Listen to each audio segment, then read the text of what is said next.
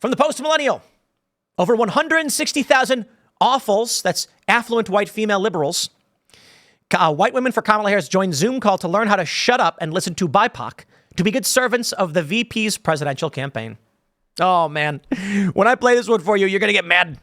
More than 160,000 white Democrat women checked their white privilege during a Zoom call on Thursday to discuss how they can be good white supporters of Kamala Harris. The main message during the training was to shut up and listen to Black, Indigenous people of color. Ugh. Isn't it like Black, Indigenous, and like it's comma? Anyway, as a white woman, we need to use our privilege to make positive changes. Now, I can read you this quote, and you'll be like, yeah, sounds like what they'd say. But when I play for you the video, I'm sorry to have to do this to you. It's going to be not like nails on a chalkboard. It's going to be like a football field chalkboard with oxen dragging gigantic, like, I don't know, tills. That's what it sounds like. I hope you're ready for this. You're going to be so mad. Here we go. Or you'll laugh. I don't know. Ariel Fodor, affectionately known as Mrs. Frazzle, to her combined audience of over... Okay, wait. Look at Erin Gallagher. Look at her just dancing. Ariel Fodor, affectionately known as Mrs. Frazzle, to her combined audience of over 1.5 million followers, is here to help gentle parent us through this election. Thank you. Hi, everybody. I am so honored to speak today. I am like shaking to just be among such incredible company. We are here because, as if you were here earlier, you've heard BIPOC women have tapped us in as white women to step up, listen, and get involved this election season. This is a really important time, and we all need to use our voices and influence for the greater good. No matter who you are all influencers in some way. So tonight, I'm going to share some do's and don'ts for getting involved in politics online and navigating the toxicity that comes with it. And spoiler alert, as much as the toxicity can come from the outside, it can come from us too.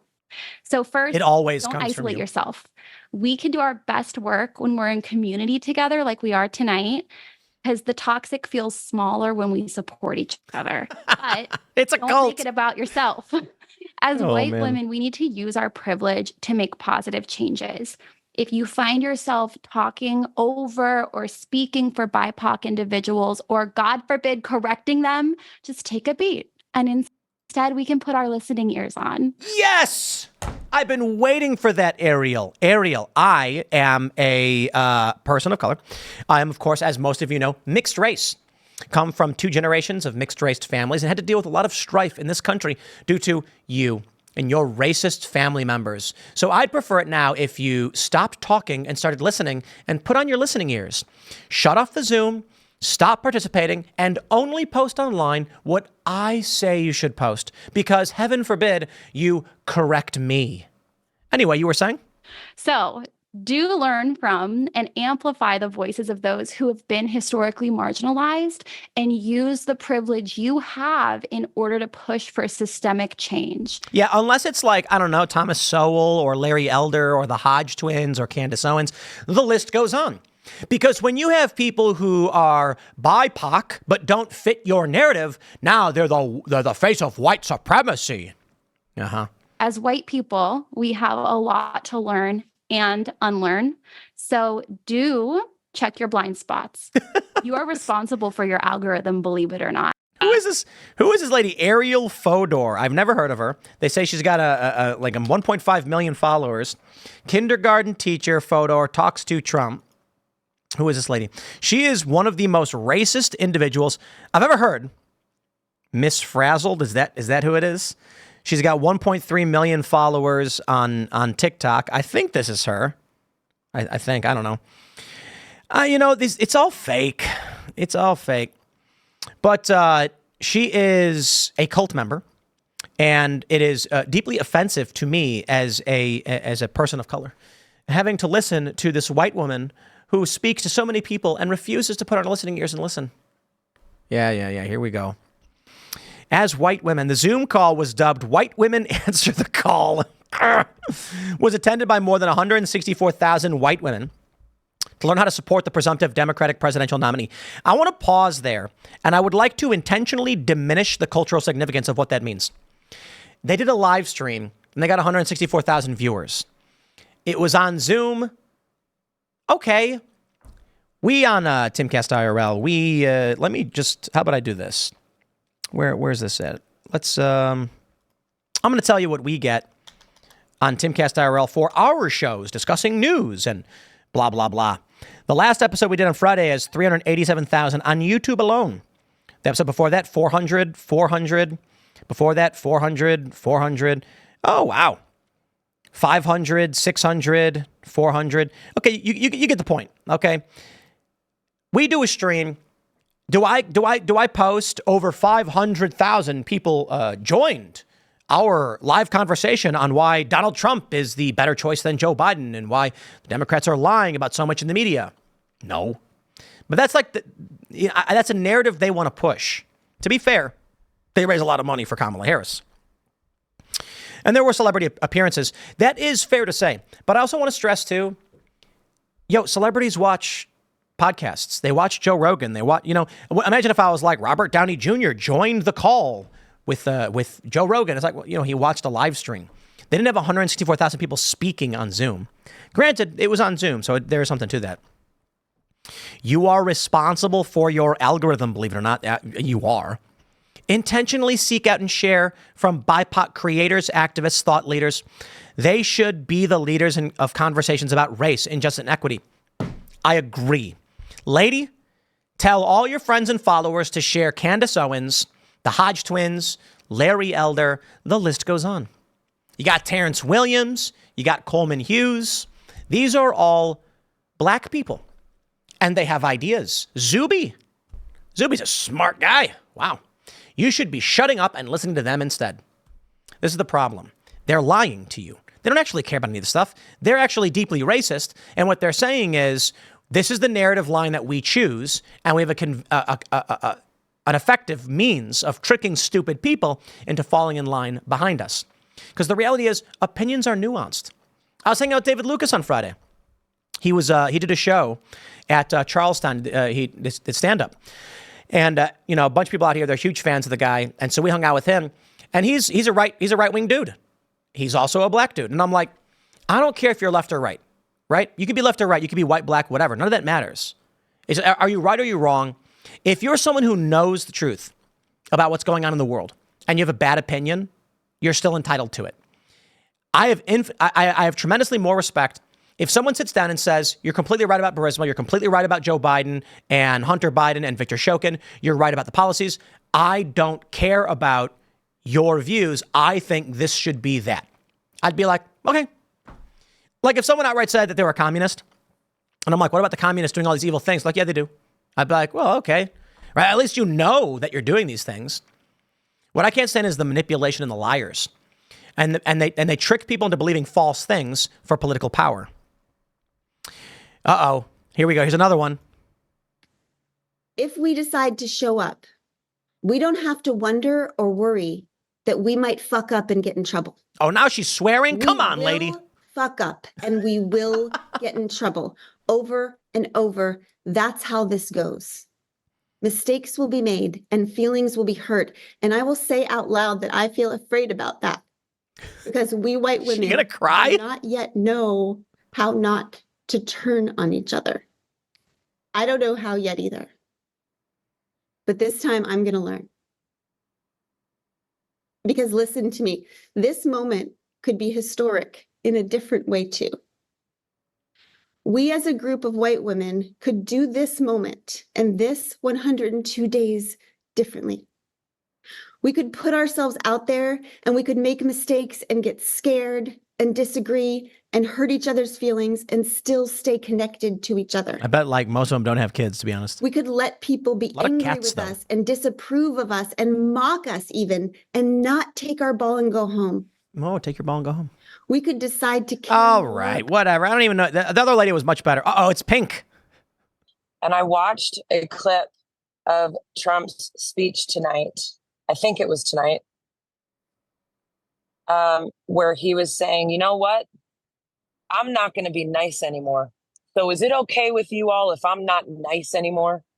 And I thought, wait, were we nice before? Was he nice? Yes, he was. And then everyone... He didn't invoke the Insurrection Act during the Summer of Love riots.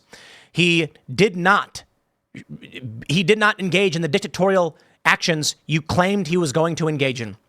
He worked with establishment political forces to hire people we all hated because he was being nice. That was the problem. Well, I hope he learned his lesson. Anyway, here's the cover of New York Magazine. There's something about this that's super racist. Let's talk about what it means to be a coconut. It's a racist term. When I was growing up, coconut was a racial term for non-white people who tried to, succeed in life. If you were black or Latino, you were considered to be brown on the outside, but white on the inside.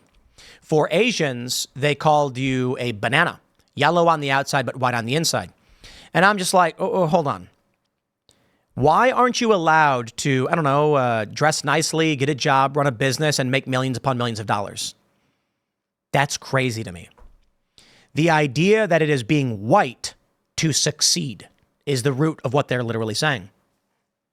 Now, of course, Kamala, and I love how big they made her head, disproportionate, but sure.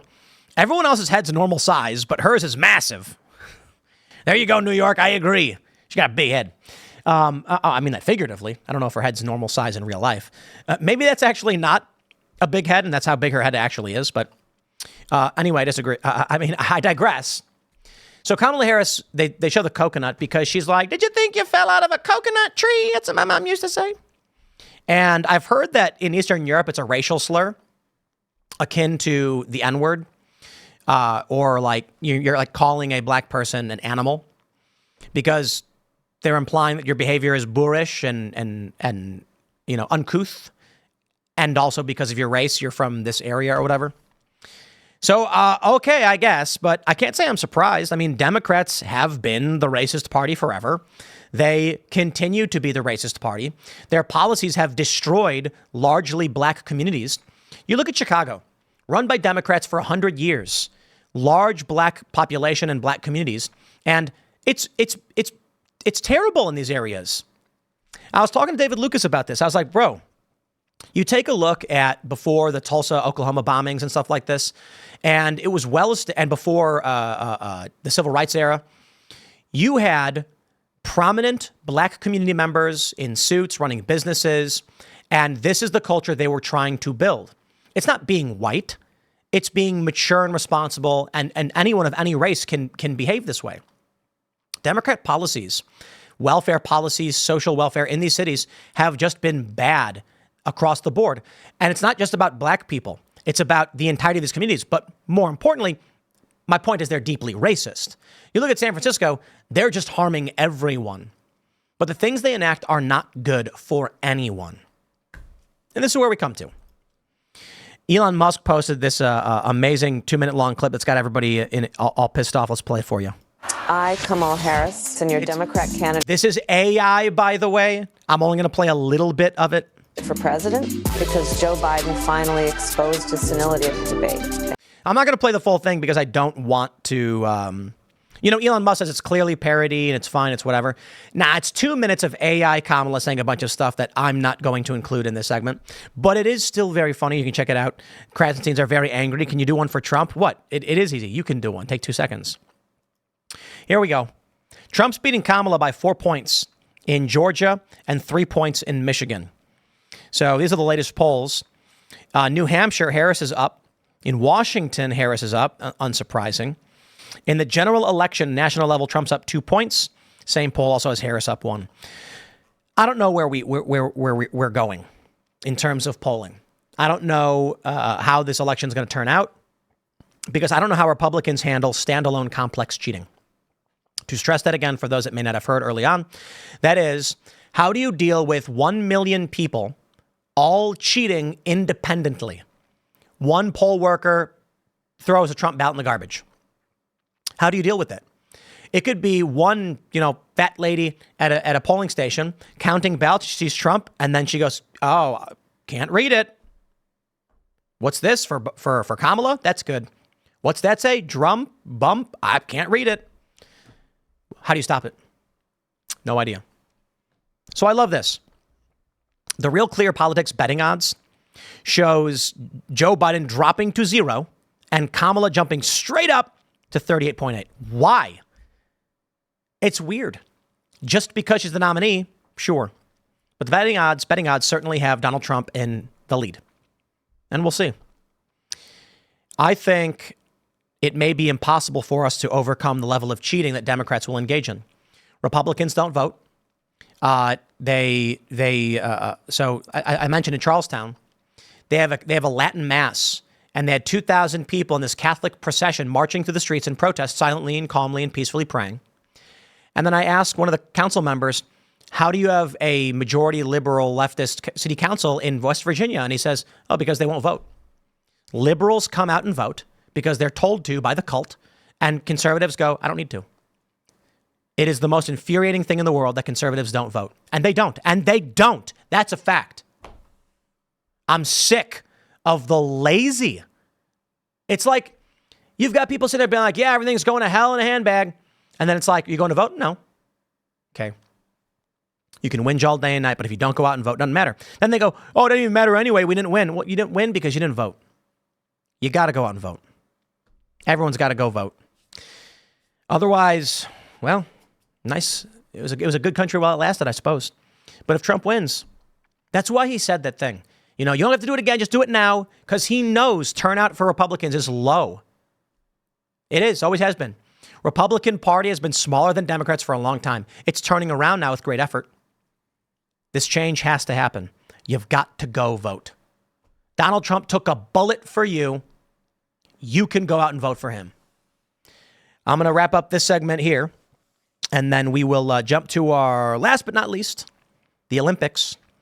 So smash that like button, subscribe to this channel, share the show with all your friends if you really do like it. Buy Cast Brew coffee at castbrew.com. Become a member at timcast.com. You can follow me on X and Instagram at Timcast. And for those that are watching live, we're going to read some super chats before we jump into this story. And everyone else, thanks for hanging out. The next segment will be up at 6 p.m.